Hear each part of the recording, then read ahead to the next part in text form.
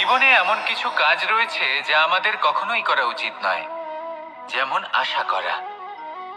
যদি আপনি আশা করেন আর আপনার আশা পূর্ণ না হয়, আপনি খুবই কষ্ট পাবেন। এবার আপনি যদি প্রতীক্ষা করেন, করতেই থাকেন, আর সেই ব্যক্তি যদি না আসে, তাহলেও খুব কষ্ট পাবেন। আর হলো তুলনা। আপনি যদি তুলনা করতে যান, তাহলে এটাই ভাববেন যে হয় আমি বা অন্য কোনো ব্যক্তি, এই দুজনের মধ্যে কোনো এক ব্যক্তি নিকৃষ্ট। আর এই ভাবনাটাই হলো অনুচিত।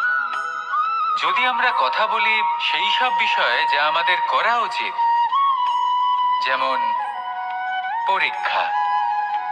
এই পরীক্ষা সবসময় আমাদের আরো সফল করে তোলে, আরো শ্রেষ্ঠ করে তোলে, আরো উৎকৃষ্ট করে তোলে।